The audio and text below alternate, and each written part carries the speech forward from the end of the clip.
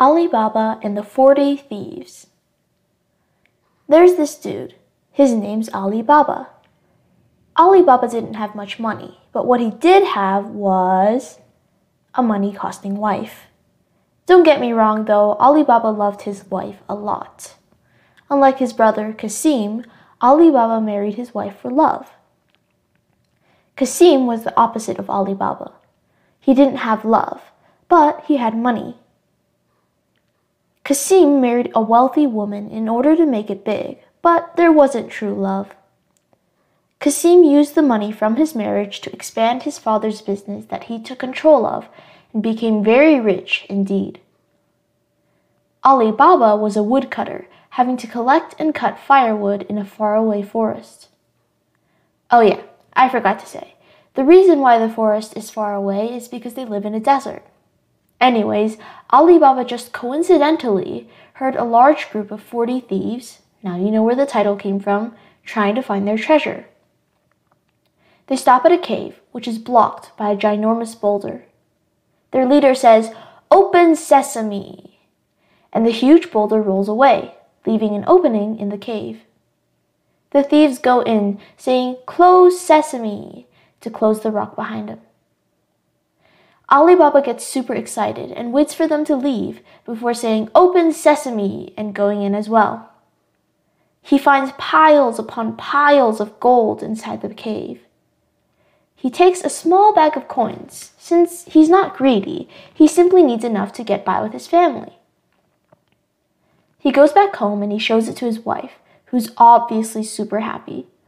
They ask Kasim's wife if she could lend them a scale to measure grains, and Kasim's wife is super sus. She puts a blob of wax on the scale to see what they're measuring, and sure enough, a few pieces of gold flakes stuck to the wax. She then tells Kasim, #tattletale, and Kasim threatens Ali Baba to tell him where he got the money from. Ali Baba, who didn't want to withhold his riches from Kasim anyway as his brother, unlike Kasim who never gave Ali Baba a cent, told him about the cave and the password. Kasim, being greedy, rode a mule over to the spot Ali Baba told him about and entered the cave. He got as much gold as he could possibly carry. But there was just one thing. He forgot the secret passcode just as he was about to leave. He was stuck in there for hours, trying every possible combination, until the thieves came back to the cave. They brutally murdered Kasim, cutting him into pieces and laying his body parts outside the cave to warn people from trying to enter. Ali Baba comes looking for Kasim after him not coming home for so long, and finds his body outside the cave. He sadly picks up his brother's body and brings him home. He tells his trusted slave girl, Morgiana, to make it seem like Kasim died naturally and not murdered. Morgiana, being very smart, decides to buy medicine from a pharmacy, saying, "My master, Kasim, is gravely ill. He needs these medicines to survive." Then she finds a tailor called Baba Mustafa, who she pays, blindfolds, and brings to Kasim's house. She instructs the tailor to sew Kasim's body back together. Afterwards, Ali Baba and his family gave Kasim a proper burial and funeral without anyone wondering how his body got cut into four. Ali Baba, being not very business-minded, decided to pass down Kasim's business to his son, who gratefully accepts it. The thieves returned to the cave the next day, only to find Kasim's body gone. They realized someone else must have found their treasure cove, so they set out to find Ali Baba. One of the thieves goes through the town Ali Baba lives in and overhears Baba Mustafa bragging to his friends about how he was so skilled he stitched a body that was cut in four back together. The thief realizes that Baba Mustafa must be talking about Kasim, who they killed, so he asks him to lead the way to the house. The tailor says, "Oh, I can't do that. I was blindfolded, so I don't know the way." So the thief blindfolds the tailor and tells him to try and retrace his steps. Sure enough, the tailor retraces his steps and finds the house again. The thief realizes he can't take action yet, as he is all alone, So he marks the door with a symbol using a small rock so the other thieves can regroup and all storm the house at night. Morgiana, coincidentally, was putting some clothes out to dry, and she saw the thief make the mark on the door.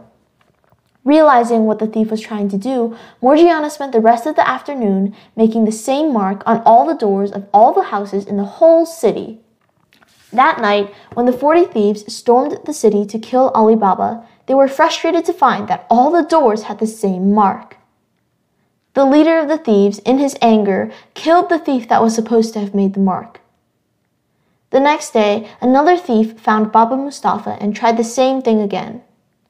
He decided to take a chunk out of their stone doorstep, thinking, there's no way they noticed something so inconspicuous. But this time, Morgiana was alert, and she saw him make the mark. So once again, Morgiana went around and took chunks out of people's doorsteps so they couldn't find them again. Once more, the 39 thieves stormed the city and couldn't locate the correct house. The leader of the thieves, in even further anger, kills the thief who was supposed to have made the mark. Finally, the leader decided he cannot entrust this task to his incompetent subordinates, and he goes and finds Ali Baba's house and memorizes every detail of the outside of Ali Baba's house. After memorizing it, the leader of the thieves disguised himself as an oil merchant in need of a place to stay, and lugged around 38 oil jars on mules. One of them was filled with oil, and the other 37 had thieves. When he knocked on the door, Morgiana greeted them, and the leader of the thieves said, I am an oil merchant traveling from far away. I need a place to sleep tonight, so would you be so kind as to allow me a night's stay? I'll pay you with a jar of oil. Morgiana was suspicious, but she reported this to Ali Baba, who was kind-hearted and wholeheartedly accepted the oil merchant, and thanked him for paying him back, though he didn't need to. When Ali Baba was asleep, Morgiana went to refill an oil lamp using the oil jar that the leader of the thieves gave them. But one of the thieves, who thought it was their leader coming to tell them to take action, gave themselves away by unsheathing his dagger. When Ali Baba was asleep, Morgiana went to refill an oil lamp using the oil jar that the leader of the thieves gave them. But one of the thieves, who thought it was their leader coming to tell them to take action, gave themselves away by unsheathing his dagger prematurely. Morgiana heard the shing of the dagger, and after refilling her lamp, poured boiling oil on the 37 thieves, killing them all. Not long after, the leader came to tell his thieves to go kill Ali Baba, only to find them all boiled dead. He escapes, realizing he's been found out. The next morning, Ali Baba arose only to find the oil merchant had gone. He must have left in a hurry to do his business. He was a good fellow, and hard-working too, it seems, said Ali Baba joyously. Morgiana then told Ali Baba what happened, and Ali Baba, shocked to hear that the oil merchant had wanted to kill him, thanked Morgiana profusely for protecting him. As thanks for saving his life, Ali Baba granted Morgiana her freedom, freeing her from slavery. But Morgiana, being loyal to Ali Baba, decided to continue staying with Ali Baba and his family anyways. The leader of the thieves, in his escape, cursed under his breath and swore to avenge his fallen thieves. So, he devised a plan to befriend Ali Baba's son, who, while business smart, was very naive and easy to fool. The leader of the thieves pretended to be a merchant, and he befriended Ali Baba's son. Ali Baba's son, who took a great liking to this quote-unquote merchant, invited him to his house for dinner. No one knows for sure if the disguise was great or if Ali Baba was face-blind. Morgiana, while serving up the dishes, recognized the leader of the thieves and saw a lump in his chest pocket, which she assumed to be a knife. So, she took a dagger that Ali Baba used for self-defense and performed a sword dance for quote-unquote entertainment, but ending it with a stab to the quote-unquote merchant's chest. Ali Baba was outraged that Morgiana decided to kill his guest, but Morgiana showed him the dagger that was in the leader of the thieves' pocket and tore off his disguise. Ali Baba understood and apologized for accusing Morgiana, and granted her a happy marriage with his son. To think, this whole ordeal started with a little cave with a magic password.